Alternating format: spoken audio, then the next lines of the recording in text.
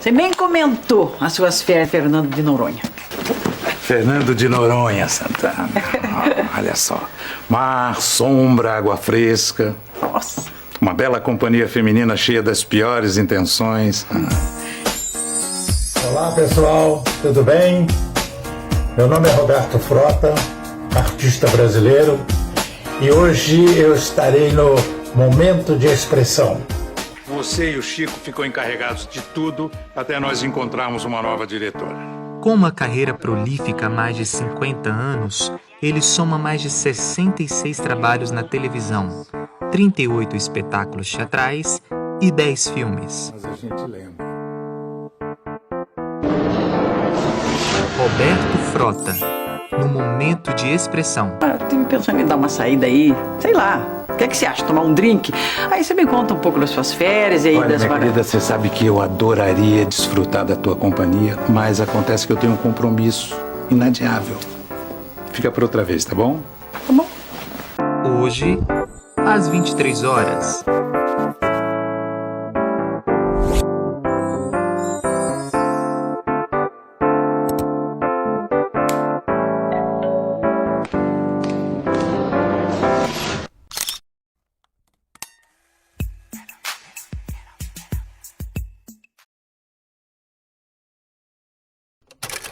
Bem-vindos ao Momento de Expressão com Bruno Finazzi. Um oferecimento, t-shirts do Momento de Expressão, disponíveis nas cores branca, preta, azul marinho, no valor de R$ 69,90, onde você manda o direct aqui no meu Instagram, Bruno Finazzi, eu irei enviar direto para sua casa e assim a gente continua a fazer esse trabalho acontecer.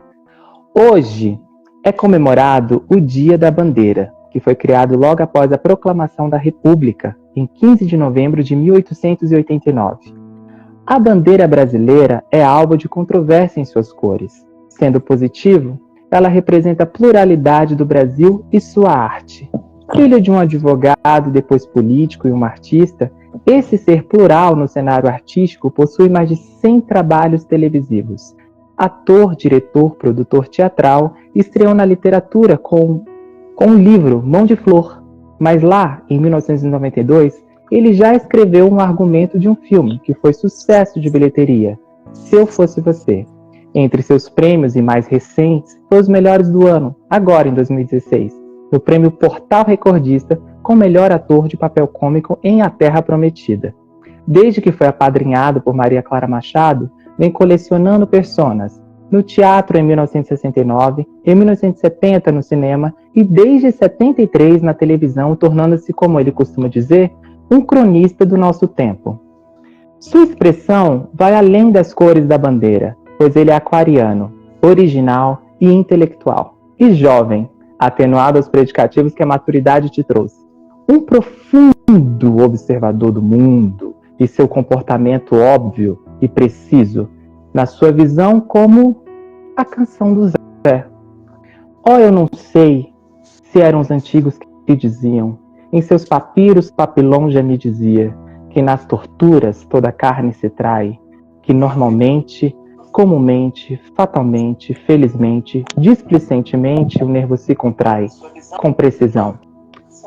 Roberto Frota, você sempre foi envolvido no métier artístico, amigo da Maria Clara Machado, como eu citei, pintores e cartunistas, antes mesmo de se legitimar como ator no tablado em 70. Ou seja, você, como todo aquariano, vê à frente do tempo. Mas você já tinha consciência de que era através da arte que você poderia colocar toda essa sua expressão e rebeldia ao contestar o mundo, em específico naquele governo ditatorial de 68, onde tinha acabado de decretar o ato inconstitucional 5, ou foi por pura intuição?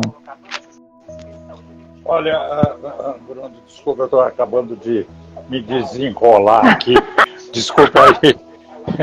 Desculpe aí os telespectadores aqui, nossos entrevistadores, né? Mas é o seguinte, você me perguntou se em 68 eu já tinha essa percepção. Sim, em 68 eu já tinha essa percepção da minha consciência política, da minha atividade política. Eu tive uma formação política muito forte, meu pai... De berço, era, né? Hein? De berço. Meu pai era político, era membro do Partido Comunista, que na época estava na ilegalidade, quando eu era criança, toda a minha formação. Ele foi fundador do Partido Trabalhista Brasileiro em São Paulo, e tudo isso me deu uma grande formação, uma sólida formação política.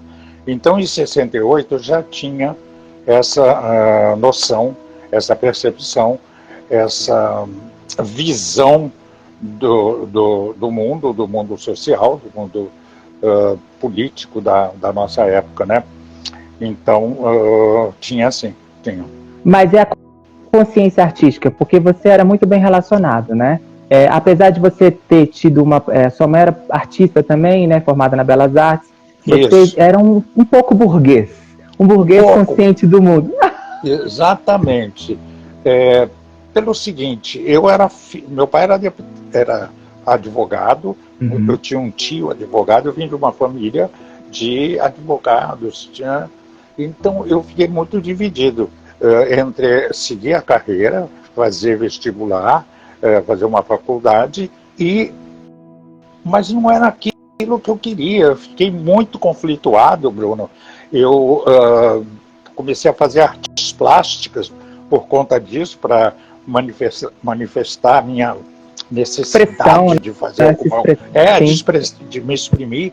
Eu fui fazer gravura, mas também não era aquilo. Até que um dia eu encontrei a diretora do Tablado, Maria Clara Machado, nós perto lá do Teatro Tablado, nós conversamos com os amigos comuns ali da época, e ela me convidou para ir assistir, para conhecer o Teatro Tablado e assistir uma aula que ela iria começar a dar. Eu fui para lá e, olha, eu me encantei. Isso aconteceu em 1968, e de lá para cá eu nunca deixei de respirar teatro. Sabe, eu nunca deixei de ter outra perspectiva na minha vida que não fosse ser um artista de teatro. Quer dizer, um intérprete, porque teatro a gente interpreta no teatro, mas também na televisão, no cinema e tal, entendeu? Na década de 60 para 70, a gente teve um movimento muito bonito e revolucionário, eu poderia dizer aquariano, porque não tem sexo, e ele veio para quebrar tudo, que foi o Dizzy Croquettes. E em 70, você estava em São Paulo, a convite do Antunes Filho, no auge da ditadura militar e tal. O que foi mais absurdo dessa realidade, assim, que de algum modo você era um pouco privilegiado, mas que você ficou frente a frente? Eu sei que todas as barbáries que a gente viu no jornal, mas o que foi? Porque os Dizzy Croquettes foram censurados. Aconteceu algo em específico com você? Eu tive algumas experiências com serviço de censura, né? Todas elas muito, muito toscas, sabe, Bruno? Porque aquilo era um negócio absurdo, que não tinha sentido. Você não pode censurar uma manifestação artística, e essa necessidade, essa noção de que eles tinham, que os militares tinham, que não eram só militares, eram apoiados também por muitos civis, sabe? Como hoje. Mas, sempre a elite, né? Sim.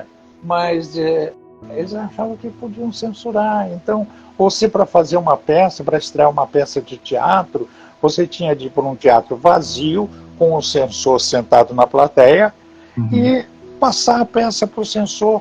Eu tive uma experiência fazendo uma peça, tinha o censor e a mulher dele, entendeu?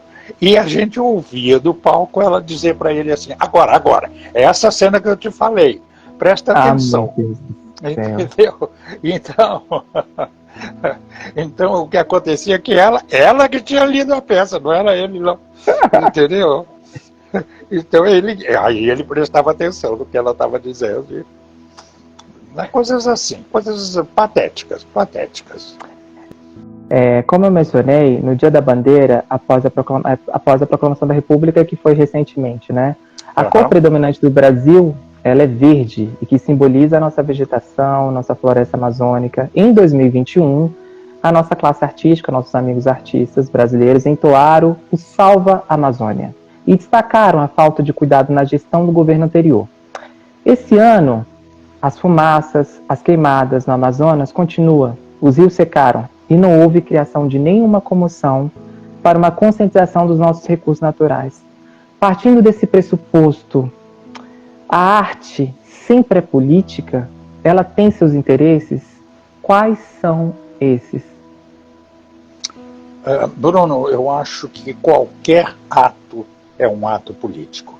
A nossa conversa aqui hoje é um ato político, sabe? Porque nós estamos ventilando ideias, a gente está conversando sobre situações, e eu acho que a Amazônia não escapa disso.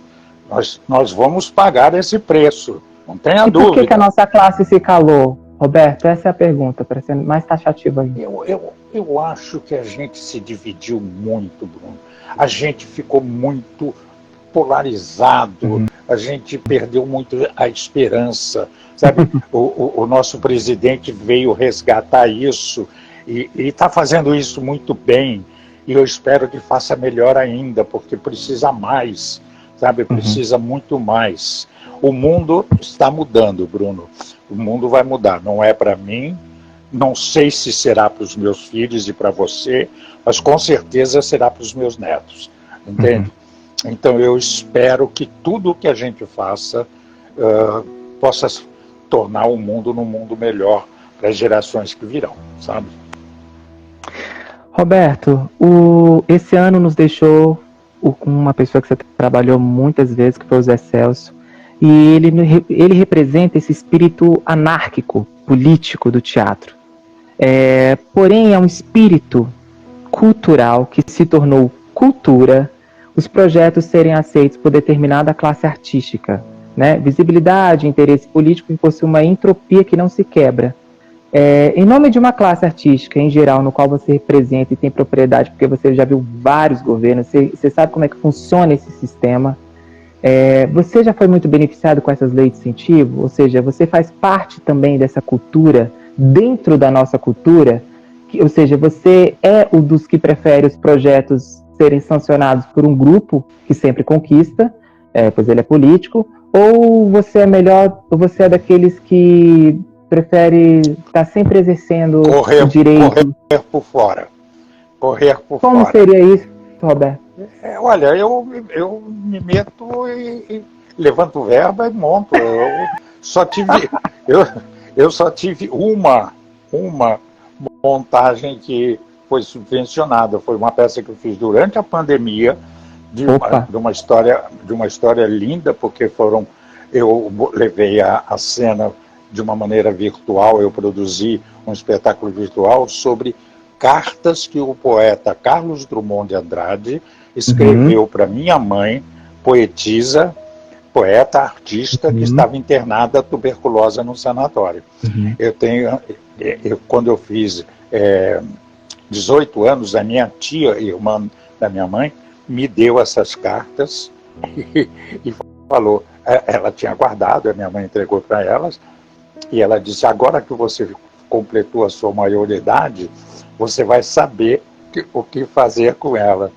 E olha, Bruno, eu passei 60 anos sem saber o que fazer com as cartas, entendeu? Quando chegou na pandemia, eu falei, gente, esse mundo está tão feio, tão horroroso, que é preciso fazer alguma coisa para melhorar isso. E me lembrei dessa história linda, que foram as cartas, são 17 cartas maravilhosas, do Drummond para minha mãe, e da minha mãe para ele, entendeu? E aí eu montei. Para essa montagem eu recebi subvenção. Foi a única. As outras todas... E eu montei uma peça que ficou 16 anos. Eu fiquei 16 anos em cartaz viajando o Brasil inteiro. Que foi o Diálogo dos Pênis, entendeu? Sim. Então, também é sucesso. E também sem subvenção. Total. Então, Roberto, só veio assim. Roberto, e pra gente fechar essa parte da bandeirinha, eu comecei meio pesada, porque eu te acho tão político, eu consumindo todo o seu material, eu te achei, não tem como, você é um artista muito político, né? E você vem de berço, né? e você, bom, do Rio de Janeiro e tal, tem essa coisa muito ativista, então você entende de sistema. Para a gente fechar essa parte da bandeira, que cruzou com a sua crônica, um outro Roberto, mais de sobrenome da Mata, que ele é antropólogo, que eu tô de TV, foi um dos primeiros livros, inclusive, que eu li dele, assim, sociais. Ele é de Niterói, ele escreveu o livro O que faz o Brasil, Brasil, onde ele critica o Brasil com B minúsculo para o Brasil com B maiúsculo. Agora, eu te pergunto, você também ativista, eu sei que você já falou também que já foi mais ativista e tal, mas o que faz o Brasil, Brasil?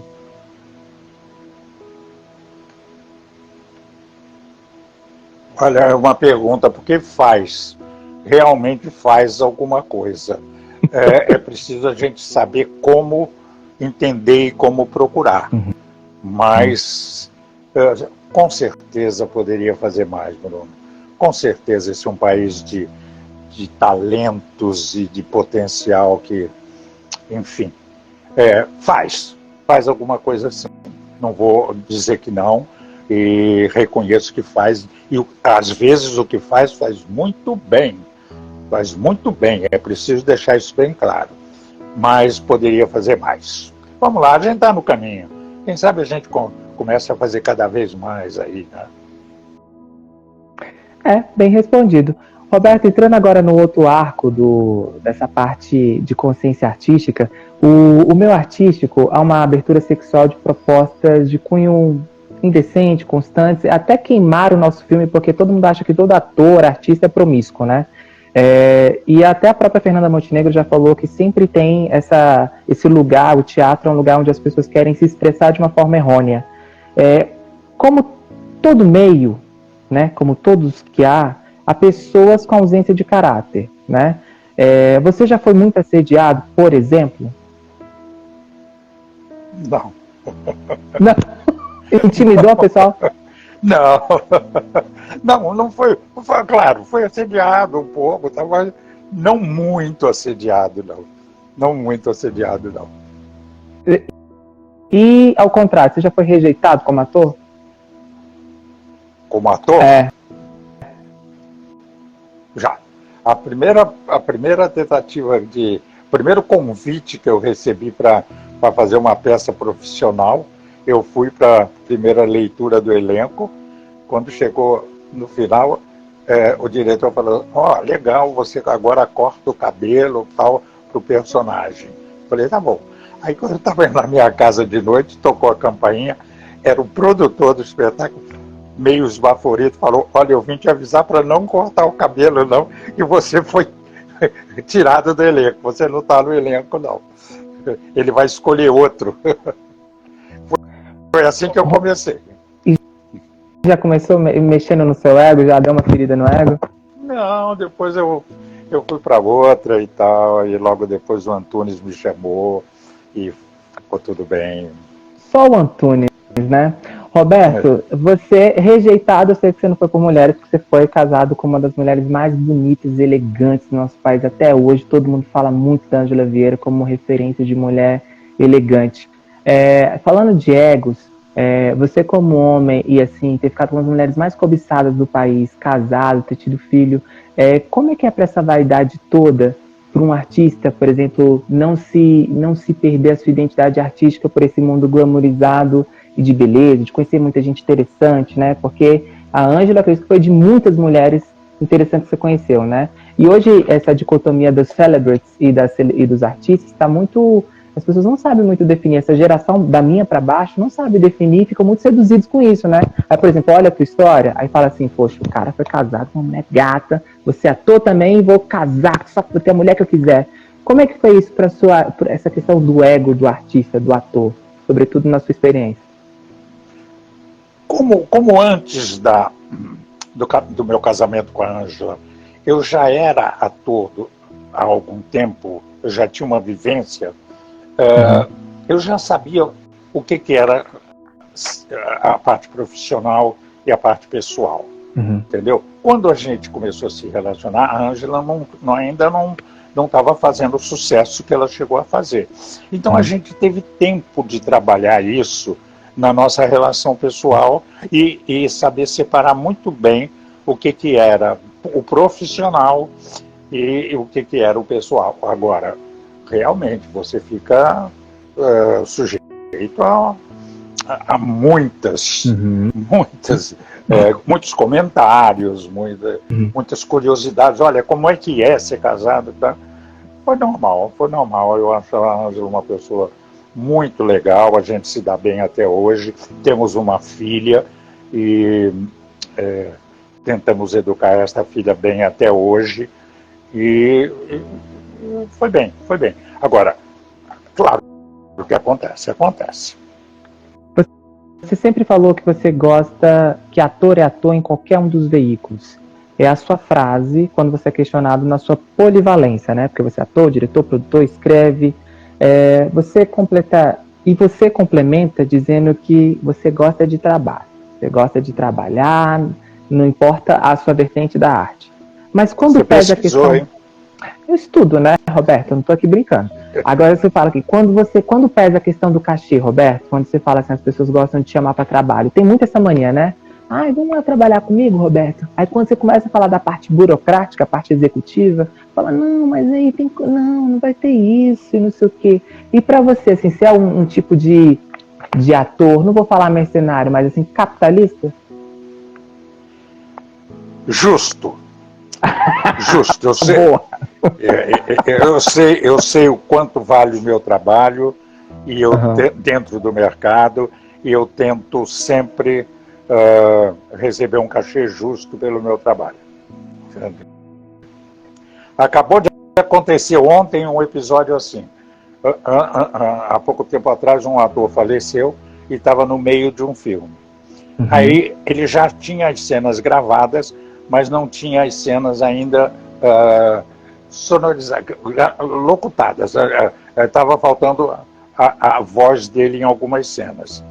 Aí me pediram para fazer um teste de voz, para ver se a minha voz era compatível com a dele e tal, se eu poderia substituí-lo para terminar as cenas do filme. Eu falei que sim, mandei um áudio, minha voz foi aprovada. Aí me mandaram as cenas dele falando assim, olha, a gente gostaria de fazer um teste, você poderia colocar voz nessas cenas? Sim. Eu falei, peraí, então isso que você está me pedindo é um teste. Esse teste é remunerado? Sim. Não, mas a diretora gostou tanto da sua voz que eu creio, a produtora falando, eu creio que você vai ser escolhido. Eu falei, olha, você me desculpe, mas eu não trabalho baseado em crença, não, sabe? O meu trabalho tem um valor e eu não vou fazer um teste de graça, cara. Tá bom, então por favor me diz quanto que você cobra e tal. Mas é assim sempre, entende? Mas, Roberto, é tão engraçado isso que eu venho passando isso, todo mundo dessa minha nova geração aí, bem nova geração, eles já pegaram esse comportamento de não pagar, então eles já anunciam um trabalho e já falam pra gente, não tem cachê, e não tem cachê teste e tal, não sei o quê. E é legal, mas eu acho que só uma pessoa na sua condição, né, com seus predicativos, que consegue se impor assim, porque, por exemplo, eu fico numa sinuca de bico, sabe, porque eu falo, meu Deus, e agora? Se eu não fazer, aí pode me queimar com a produtora, pode me queimar com isso. Você nunca ficou com medo disso? Não? Aprendi com alguns mestres meus, tipo Augusto Boal, tipo Flávio Rangel, que direito a gente não ganha, a gente conquista. Entendeu, Bruno? Entende? Então, foi por aí que eu tentei pautar a minha carreira. É claro que eu já tive de fazer concessões, ninguém sobrevive sem isso, tal, mas tento fazer o menos possível, entendeu? A política. Política. No teatro, falando desses nomes aí, você foi dirigido por ícones como Bibi Ferreira, Aderbal Júnior, Antunes Filho, que esse programa foi muito baseado na consciência dele. Tá vendo esse cartaz aí atrás? Sim. Tá vendo esse cartaz aí atrás? Sim. Foi da peça que ele dirigiu, aí em São Paulo, Perguinte. Mas não da de 70, não, agora, né?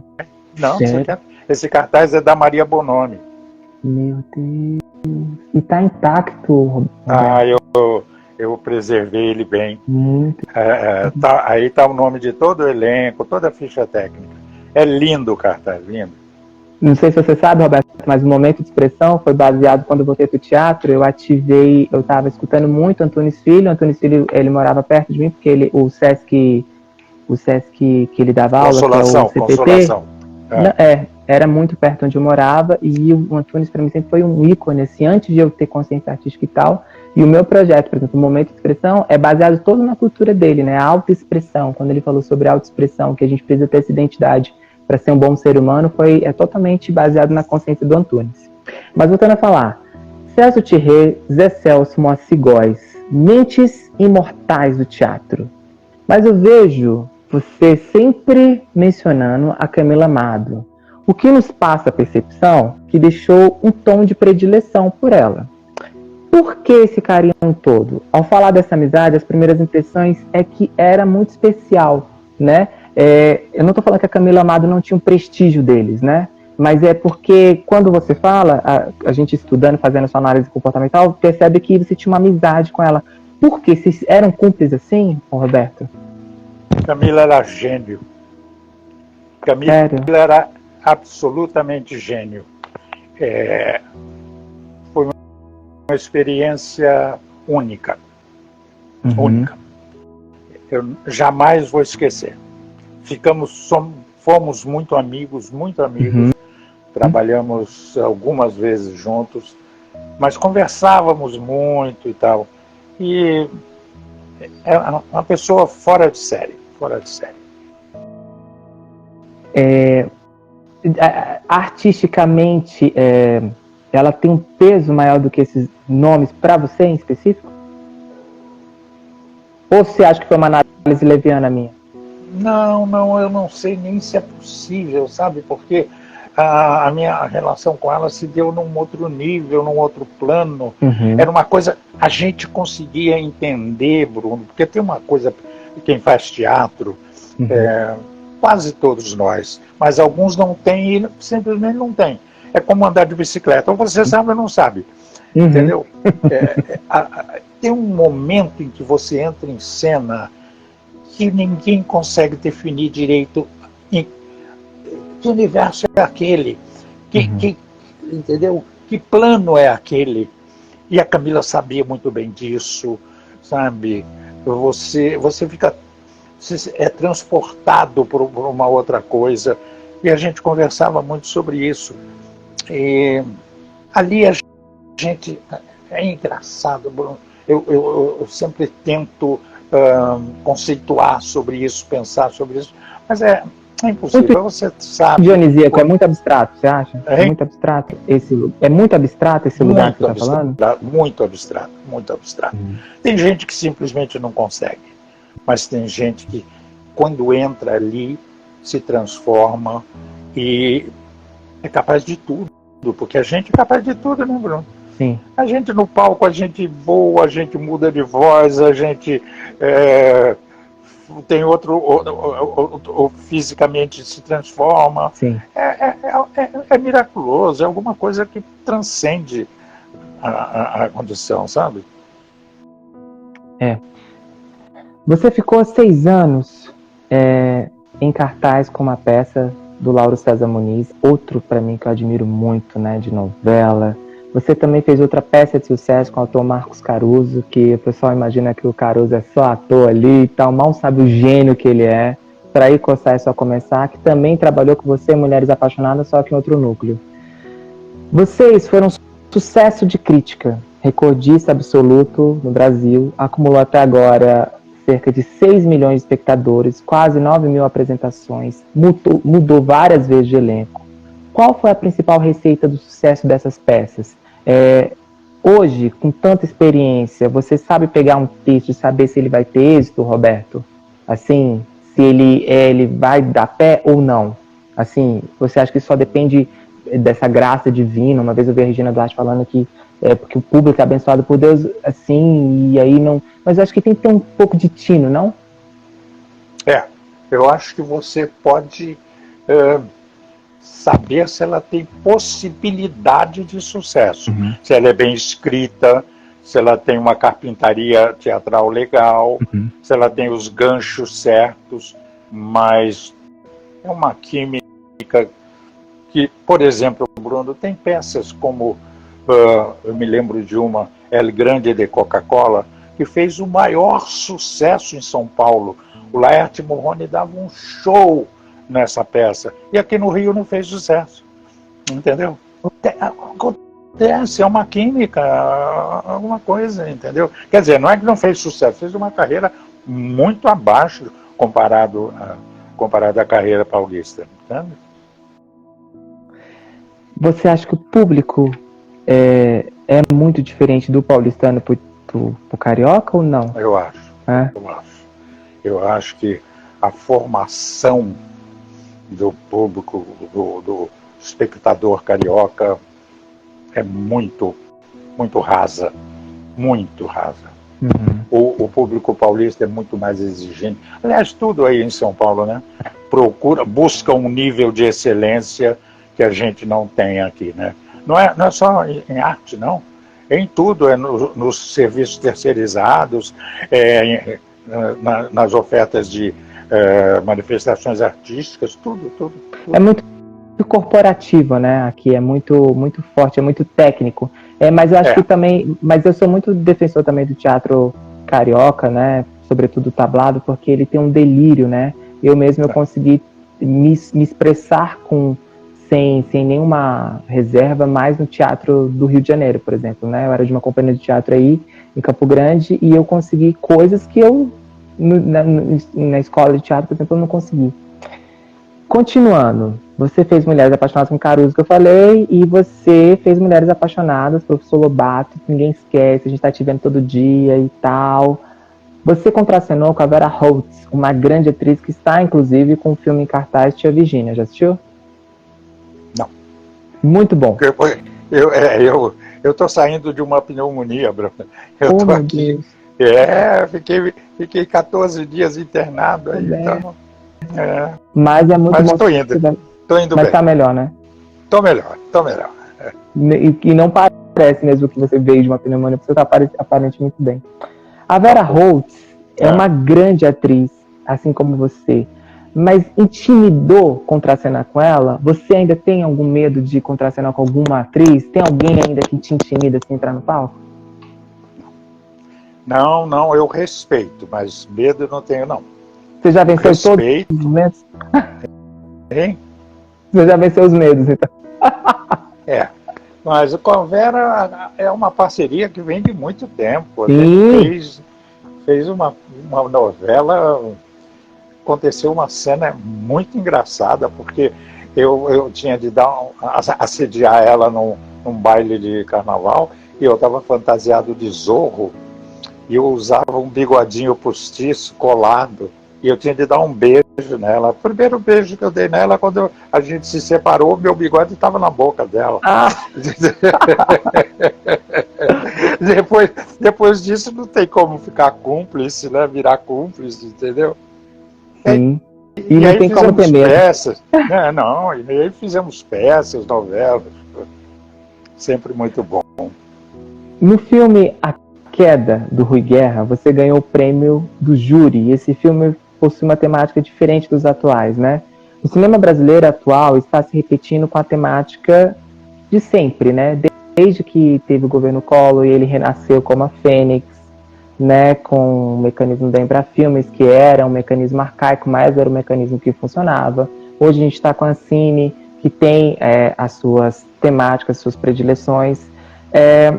Mas a biografia e a comédia, ela se repete há anos, né? Você, como você é um bom entendedor de um filme de sucesso que foi Se Eu Fosse Você, você pode falar mais do que ninguém sobre essa pergunta. Por que ele sempre repete essa receita? Eles subestimam a inteligência do povo brasileiro? Ou é de fora que vem isso? Por exemplo, do Érico Babenco, tudo bem que ele era um diretor internacional, né? Mas assim, da indústria internacional, mas por que aqui no nosso país é só biografia? Eu, como roteirista, eu estou falando, insistindo com a temática indígena há anos, e só agora que eles estão querendo me dar voz. Por que sempre é biografia? E por que é sempre comédia? Em primeiro lugar, tem de fazer um registro aí, uma reparação. Não ganhei prêmio, não fui indicado a prêmio, não, por esse filme. Não, deve ter algum... A Queda do Rui Guerra, não foi? Não. Eu fiz o filme, como fiz agora a sequência do filme, que é A Fúria, entendeu? Sim. O Rui fechou a trilogia. Os Fuzis, A Queda e A Fúria. Mas, o Bruno, eu confesso que eu não sei direito essa coisa da biografia. Não sei te responder com propriedade sobre isso. Eu acho que tem temas muito interessantes que fogem dessa coisa da biografia, entende? Tá? Mas quem dá ordem nessa indústria? Ó. Tudo bem. Nosso velho Tudo amigo bem. Capital. O famoso Capital. O famoso Na televisão, Capital. o nosso amigo em comum, Camilo Bevilacqua, que eu entrevistei aqui, sou muito fã dele, ele disse que não assiste novela. Ele consome muito filme, mas novela não. E você assiste novela? Ou você é do time de artistas que vão pra lá e falam, eu não assisto novela, faço novela, ganho dinheiro, mas assisto novela? Não, eu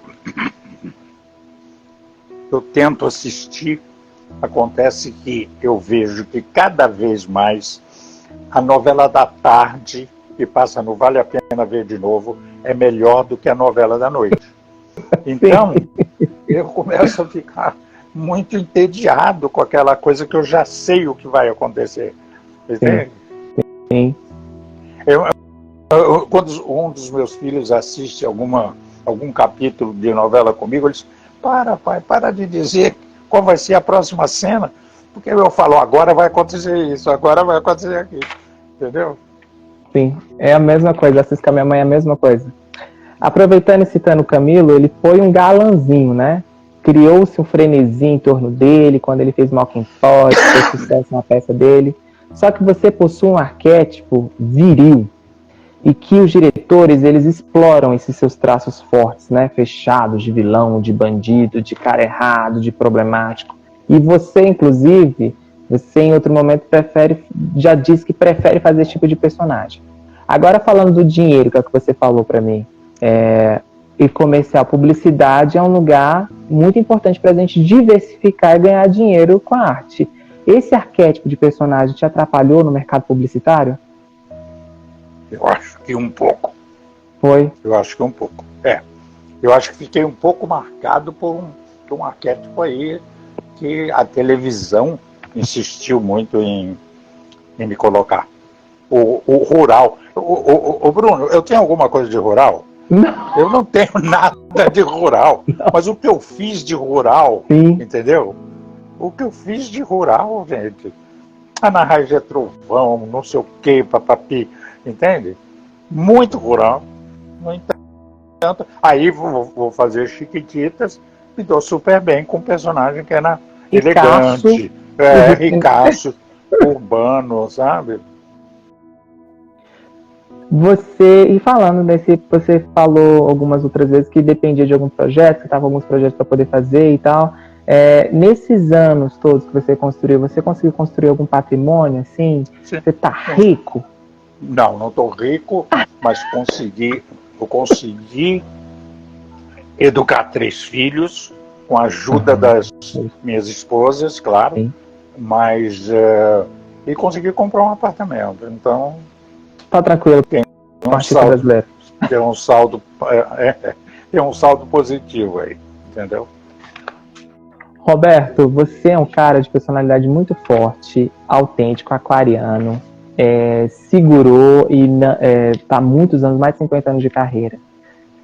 Eu nunca vejo você falando muito... Eu vi numa entrevista sua, você falando sobre religião e tal, mas você como artista, assim como eu, você sabe o lugar da religião, né? Desse lugar político que ela é, de manipulação. Isso em algum momento te deixou uma pessoa descrente? Você é uma pessoa que não... O que é o seu transcender entre criador e criatura? Eu sou tenho muita afinidade com a doutrina espírita. Sim. entendeu?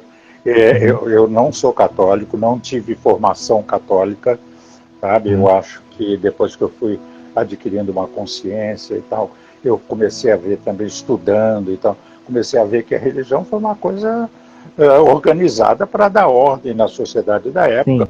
E que falava, vamos inventar 10 coisas que eles não podem fazer, porque senão isso aqui vira um caos, vai fazer uma merda isso aqui. Então, disseram, ó, você não pode matar. Matar não pode, então vamos deixar, não pode matar. Não pode cobiçar a mulher do próximo, senão vai dar problema. Tá bem? Não pode. Então, fizeram 10 mandamentos. E quem é que vai botar esses mandamentos? Quem é que vai dizer? Vamos botar alguém com a aparência de todo mundo, porque assim fica fácil de reconhecer. Entende? Muito bem. Então, como é que vai falar? Vai falar assim, olha, se vocês fizerem isso, vocês vão para um lugar horroroso, quente, vão queimar, vão sofrer, vão ser torturados. Agora, o pai ama vocês, entendeu? Então, eu não consigo acreditar nisso. Entendeu? Eu também não. Então, agora, a doutrina espírita, você não tem essa noção de pequei, errei, vou espiar, vou melhorar na próxima e tal. Para mim é muito mais lógico. Roberto, nesse momento de expressão, você como uma pessoa, o artista homenageado de hoje, né? Porque hoje a nossa conversa vai ficar aqui para a eternidade, né? Uma vez que está na rede, pronto, acabou. E que eu espero que a nossa pessoa...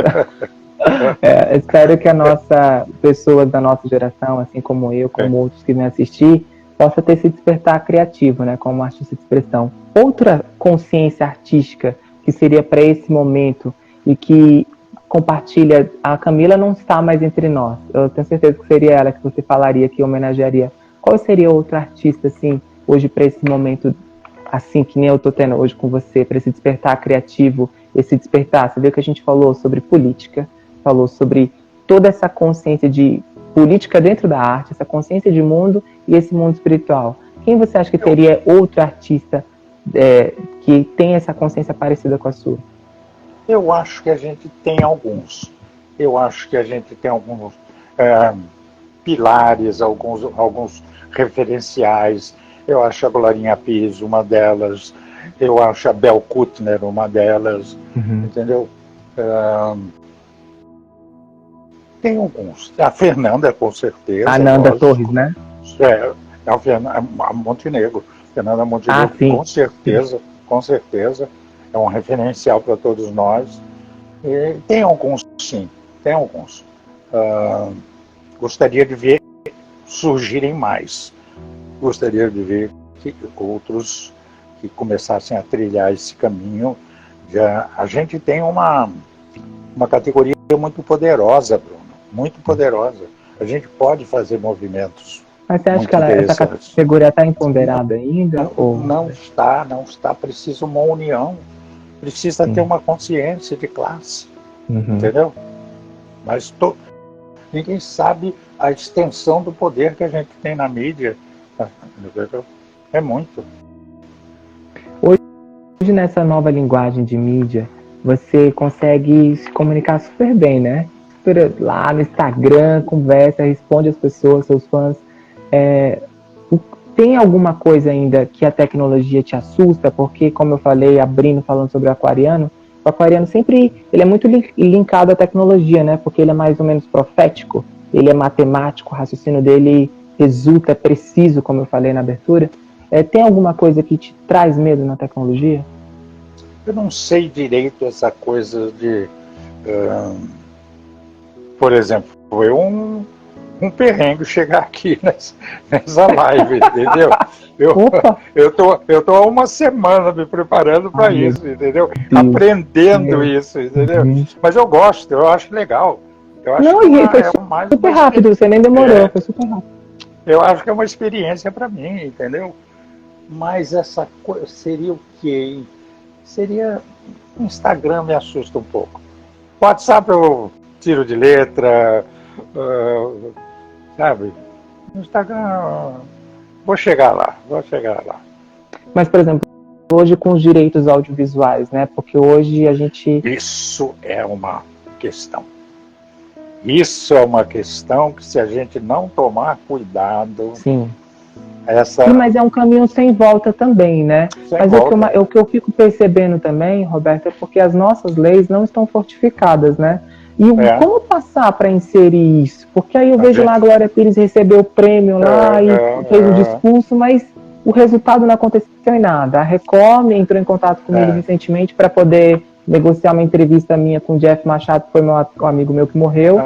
Eu falei para eles que eu tinha que ser remunerado pela entrevista, é lógico. Eles não quiseram e ficou por isso mesmo. Vão usar do jeito que eles quiserem a entrevista. E não é assim. E a gente se empenha aqui, trabalha pra caramba. Roberto, é isso que eu queria... você que de muitos governos, muitos sistemas. Onde a gente vai parar? Eu acho que se a gente não voltar a procurar ter consciência, não acontece. Ficar dividido, porque essa é a grande jogada, né? Dividir para conquistar, né? Entendeu? Essa é a grande jogada. Então cada um está na sua casa do recreio, sabe? Já fez o seu... ganhou muito dinheiro. Já ganhou muito dinheiro, já fez o seu pé de meia na televisão, compra uma casa no recreio e se aburguesa, entendeu? Então, cara, não é bem assim. Tem que ter consciência. Nós somos trabalhadores, Bruno. Nós somos trabalhadores da arte, entendeu? Sim. Roberto, o velho Marx sabia do que estava falando. Sabia, mas eu fico tão assim, em São Paulo, você falou de São Paulo, mas onde eu volto a falar, né? Não sei como é no Rio, assim, esse termômetro. Em São Paulo a classe é muito corporativa, então tem uma coisa de um roubar projeto do outro, a política que não é no nível do Rio de Janeiro, que todo mundo faz uma boa vizinhança, é numa coisa de pessoas de mau caráter mesmo, né? E quando você fala isso, totalmente, tem tudo a ver, porque a classe está realmente dividida, não tem união nenhuma, desde um tratamento com um figurante, a um tratamento com um colega de elenco que vai contracenar com você durante 1 ano, 2 anos no projeto, e é desse jeito. Eu só queria entender o que a gente vai passar de consciência para essa geração. Para eu, por exemplo, que alimentei, passei a vida inteira assistindo você, por exemplo, na televisão, e aí, por exemplo, a gente vai passar para falar, não, esse cara foi um grande ator. E as pessoas, essa nova geração nem vai compreender isso, entende? Tem uma grande consciência de mundo, levou uma mensagem. Qual é essa mensagem hoje em dia a se levar, entende? Pois é, como eu falei no início, a gente está mudando. A gente está mudando, eu não sei para onde vamos, não sei mesmo, Bruno. Olha, eu estou assustado. Eu tenho 84, vou fazer 85 em janeiro. Eu nunca vi o mundo do jeito que está. Os valores como estão sendo mudados e, sabe, trocados. É uma coisa, eu não sei como vai ser. Na boa, estou te falando da minha incapacidade de entender esse momento atual, entendeu? Sim. E ainda tem as questões climáticas, né?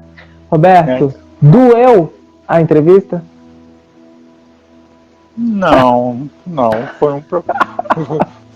foi bom, meu bem, foi um prazer. Eu que agradeço.